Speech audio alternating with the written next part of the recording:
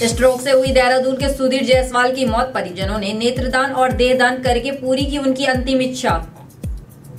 जनपद टीडी गढ़वाल के 3 अस्पतालों में लगे हेल्थ एटीएम, चुटकी में होंगी 80 प्रकार की पैथोलॉजी जांच। मसूरी देहरादून मार्ग पर खाई में गिरा सीमेंट लदा ट्रक, यूपी के चालक समेत 3 लोग घायल। चंपावत महिला स्पोर्ट्स कॉलेज के लिए 264 करोड़ के बजट की मंजूरी, कुछ अन्य योजनाओं को भी मिला पैसा। मौसम वैज्ञानिकों के अनुसार आज पर्वतीय जिलों में बारिश की संभावनाएं, कुछ अन्य जगहों पर गर्जना के साथ आकाशीय बिजली चमकने की आशंका। नमस्कार, आप देख रहे हैं उत्तराखंड टाइम और मैं हूं आपके साथ अनुरागनी चौहान। खबरें अब विस्तार से। कुछ लोग दुनिया से जाते समय अपनी यादें छोड़ जाते हैं, ऐसा ही कुछ देहरादून के सुधीर जायसवाल कर गए हैं। स्ट्रोक के कारण बुधवार को दून मेडिकल कॉलेज चिकित्सालय में 65 वर्षीय सुधीर जायसवाल की मृत्यु हो गई थी, जिसके बाद परिजनों ने उनकी इच्छा अनुसार उनके नेत्रदान और पार्थिव देहदान किया। बीते रोज देहरादून के तिलक रोड कॉलोनी में रहने वाले 65 वर्षीय सुधीर जायसवाल को परिजनों ने स्ट्रोक के कारण दून अस्पताल में भर्ती कराया था। डॉक्टरों के अथक प्रयासों के बाद भी उन्हें बचाया नहीं जा सका और शाम 7 बजे उनका निधन हो गया।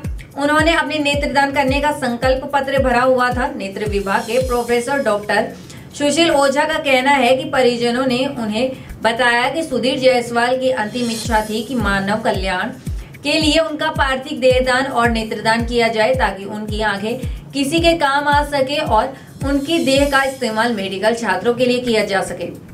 डॉक्टर ओझा ने बताया कि सुधीर जायसवाल की अंतिम इच्छा के अनुसार उनके नेत्र और देह को दून अस्पताल को दान कर दिया गया है।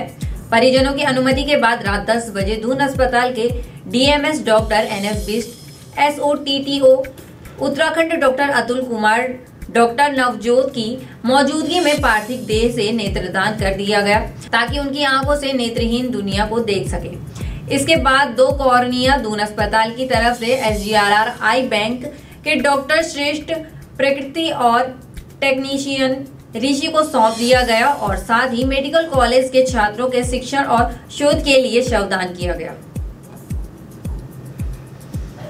टिहरी जनपद में स्वास्थ्य विभाग स्वास्थ्य सुविधाओं को बेहतर बनाने की दिशा में नई पहल शुरू करने जा रहा है। बैंक एटीएम, वाटर एटीएम की तर्ज पर स्वास्थ्य विभाग में THDC के सहयोग से पहले चरण में जिले के 3 अस्पतालों, जिला अस्पताल बौराली नई टिहरी, समुदाय स्वास्थ्य केंद्र छाम कंडीसौर और प्राथमिक स्वास्थ्य केंद्र पिलखी में हेल्थ एटीएम शुरू करने जा रहे हैं। इन अस्पतालों में हेल्थ एटीएम स्थापित कर दिए गए हैं।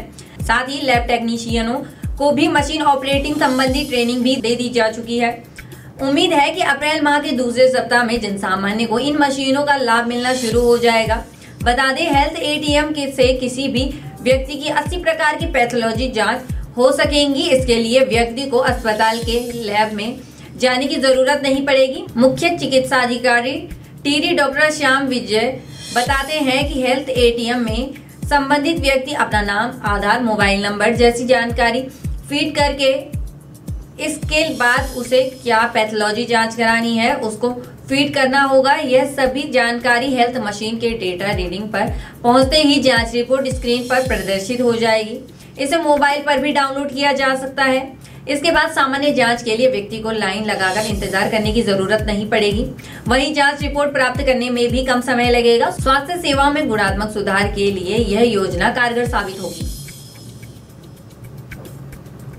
मसूरी देहरादून मार्ग पर गाजी बैंड के पास सुबह के समय एक ट्रक खाई में जा गिरा। ट्रक में सवार 3 लोग गंभीर रूप से घायल हो गए। स्थानीय लोगों और पुलिस की मदद से ट्रक के चालक और 2 व्यक्तियों को खाई से निकालकर एम्बुलेंस के माध्यम से उप जिला चिकित्सालय भेजा गया। पुलिस ने मौके पर पहुंचकर दुर्घटना के कारणों की जांच शुरू कर दी है। पुलिस के मुताबिक सीमेंट के बोरे से भरा ट्रक मोड़ पर अनियंत्रित हो गया। सड़क किनारे पैराफिट को तोड़ता हुआ ट्रक खाई में जा गिरा। पुलिस ने बताया कि ट्रक दुर्घटनाग्रस्त हुआ है। हादसे के समय ट्रक में चालक सहित 3 लोग सवार थे। सभी घायलों को 108 एम्बुलेंस के माध्यम से उप जिला चिकित्सालय मसूरी भेजा गया, जहां उनका उपचार चल रहा है। उत्तराखंड सरकार महिलाओं को खेलों में प्रोत्साहन देने के लिए महिला स्पोर्ट्स कॉलेज की स्थापना करने जा रही है।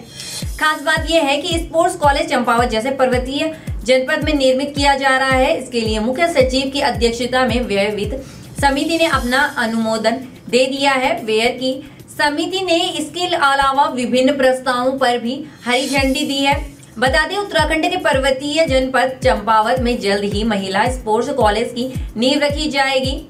राज्य सरकार ने इसके लिए काफी पहले से ही होमवर्क शुरू कर दिया था। ऐसे में अब मुख्य सचिव की अध्यक्षता वाली व्यय वित्त समिति ने भी इस पर अंतिम अनुमोदन दे दिया है। महिला स्पोर्ट्स कॉलेज 25,696 लाख रुपए के बजट से तैयार किया जाएगा। इसके लिए जल्द ही धरातल पर काम शुरू किया जाएगा। इसकी खासियत की बात करें तो चंपावत के लोहघाट में महिला स्पोर्ट्स कॉलेज के निर्माण में महिला खिलाड़ियों को प्रशिक्षण प्रदान किया जाएगा। खेल सुविधाओं का लाभ महिला खिलाड़ियों और बेहतर तरीके से मिल पाएगा। स्पोर्ट्स कॉलेज में admin block, academic block, auditorium, multipurpose hall, guest house, shooting range, holly field, volleyball court, athlete track, football मैदान समेत दूसरे विभिन्न कार्यों को भी किया जाएगा। इस प्रोजेक्ट के लिए भूमि का चयन कर लिया गया है। स्वीकृति मिलने के फौरन बाद इस पर निर्माण कार्य शुरू कर दिया जाएगा। आकलन के अनुसार करीब 2 साल में इस प्रोजेक्ट को पूरा कर लिया जाएगा। साथ ही मुख्य सचिव राधा रतूड़ी की अध्यक्षता में व्यय वित्त समिति की बैठक के दौरान दूसरी कई प्रस्तावों पर भी मुहर लग गई है।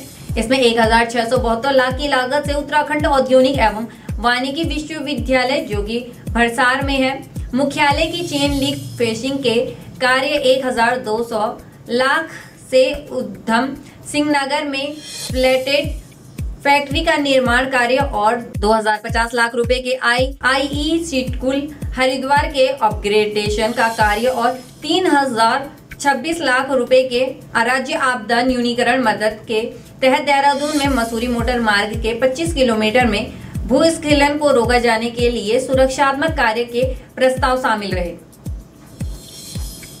पर्वतीय जिलों में आज मौसम का मिजाज बदल सकता है। मौसम विज्ञान ने उत्तरकाशी, चमोली, रुद्रप्रयाग, बागेश्वर व पिथौरागढ़ जिले में कहीं कहीं हल्की बारिश की संभावनाएं जताई हैं। बाकी जिलों में मौसम शुष्क रहेगा। मौसम विज्ञान केंद्र देहरादून की ओर से जारी पूर्वानुमान के मुताबिक उत्तरकाशी, चमोली, रुद्रप्रयाग, बागेश्वर और पिथौरागढ़ में गर्जना के साथ आकाशीय बिजली चमकने की संभावनाएं हैं। वहीं देहरादून में मौसम साफ रहेगा। बाकी की तमाम खबरों के लिए बने रहे उत्तराखंड टाइम पर। धन्यवाद।